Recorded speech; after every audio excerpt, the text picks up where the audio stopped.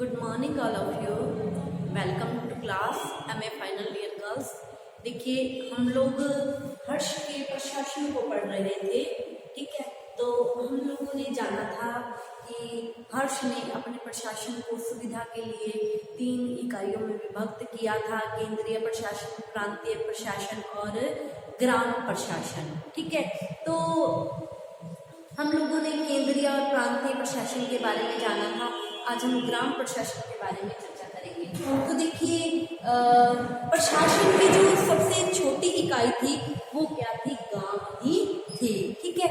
तो जो बहुत सारे जो हम लोगों ने पढ़ा था कि तहसीलों को पेठक में जो हम लोगों ने पढ़ा था कि तहसीलें बनाई गई थी जिन्हें पेठक कहा जाता था। हम लोगों ने कल पढ़ा था प्रांतीय शासन के दौरान। तो पेठकों को क्या है, गांव में विभक्त कर रखा था और गांव प्रशासन की क्या थी? सबसे छोटी इकाई थी।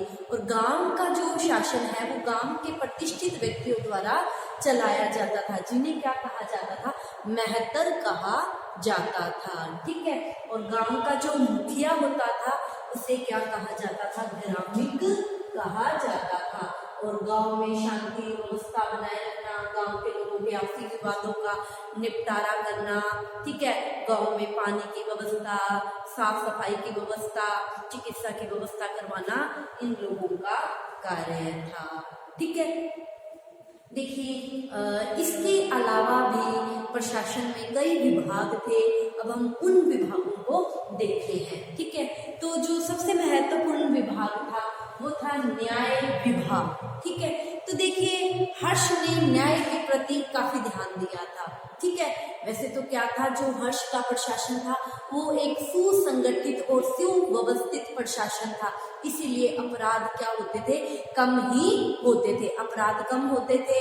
और जो अधिकारी है वो भी अपनी जनता के साथ उदारता का व्यवहार करते थे, ठीक है। इसीलिए शासन में अपराध कम होते थे, लेकिन फिर भी अपराध तो होते ही थे, ठीक है। और उन्हीं अपराधों के हिसाब से दंड निश्चित किए जाते थे, ठीक है। जैसे कोई व्यक्ति राजद्रोह, राज्य के साथ विद्रोह करता था, राजद्रोह का अगर किसी पर आरोप लगता था तो उसे आजीवन कारावास की सजा मिलती थी, ठीक है। जैसे कोई व्यक्ति सामाजिक नियमों का उल्लंघन करता था, ठीक है, तो उसका अंग भंग कर दिया जाता था। इसके अलावा कोई साधारण अपराधों के लिए अर्थदंड, अर्थ मतलब पैसे का दंड भी दिया जाता था, ठीक है। इसके अलावा कई परीक्षाओं का भी विधान था, ठीक है। जैसे जल परीक्षा, अग्नि परीक्षा और विश्व परीक्षा द्वारा परीक्षा होती थी। जैसे क्या ये एक सजा ही समझ लीजिए, जल, अग्नि और विष, ठीक है, एक तरह की सजा ही होती थी। जैसे क्या किया जाता था, व्यक्ति को अच्छी तरह से बोरे में बांधकर जल में छोड़ दिया जाता था, ठीक है। अगर ये बच गया तो इसका मतलब ये अपराधी नहीं है, अगर मर गया तो अपराधी है। बोरे में बांधकर किसी को पानी में फेंक देंगे तो जाहिर सी बात है वो मरेगा ही, ठीक है। इस तरह अग्नि परीक्षा होती थी।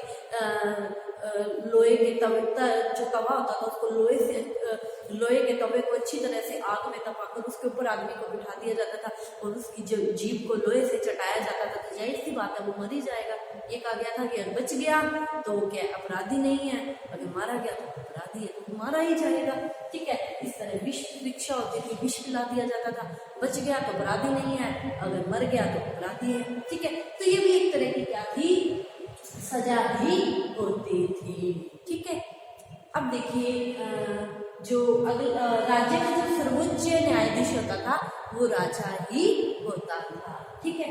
अगला विभाग था राजस्व विभाग। देखिए राज्य में धन का बड़ा महत्व होता है। देखिए एक छोटे से घर में भी धन का बड़ा महत्व होता है, बिना धन के घर कैसे चलेगा, ठीक है। तो धन ही वो दूरी होती है, हम कह सकते हैं कि धन ही वो दूरी होती है जिस पर प्रशासन का पहिया घूमता है।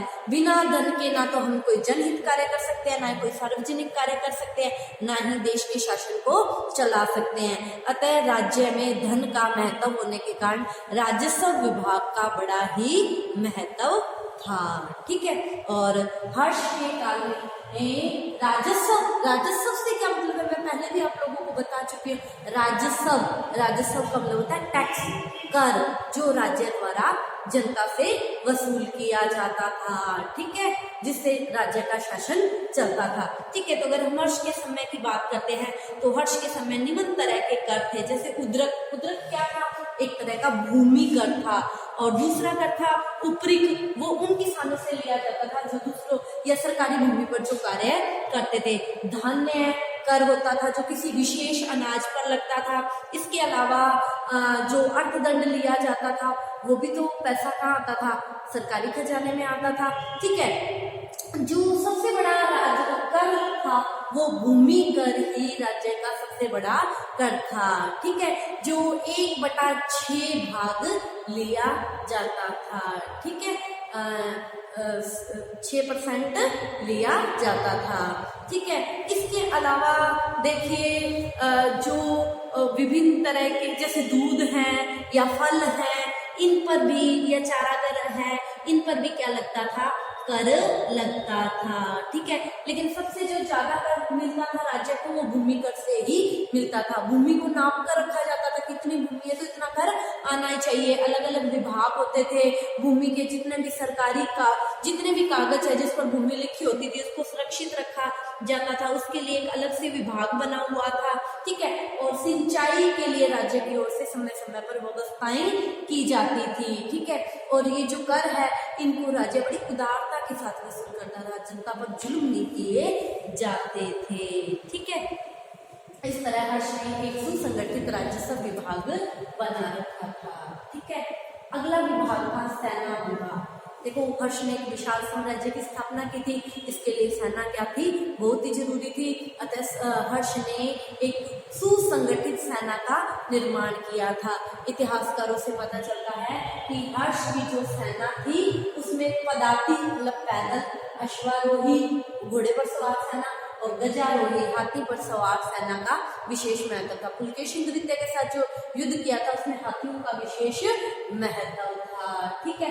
और ये माना गया कि हर्ष की सेना में 6 लाख सैनिक थे, ठीक है।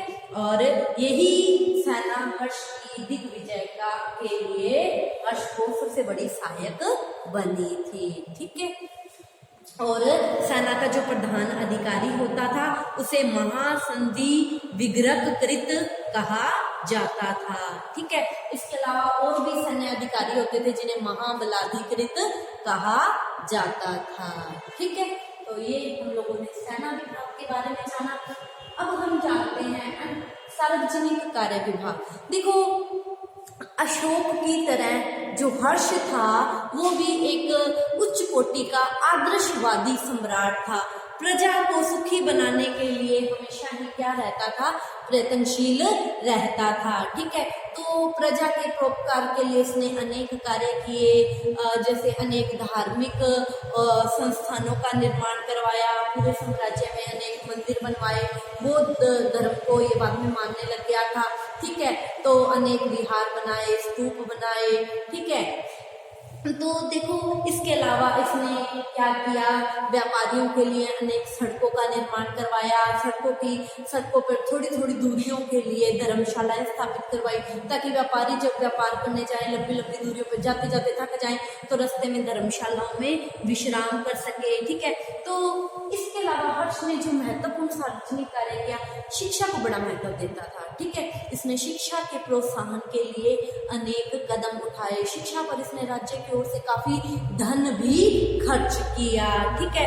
इसके अलावा विद्वानों को ये पुरस्कार देता था ताकि विद्वान अच्छे से अच्छा कार्य करें, ठीक है। इसके अलावा जो नालंदा विहार है, जो शिक्षा के केंद्र थे, उनको भी समय समय पर आर्थिक सहायता दी जाती थी, ठीक है।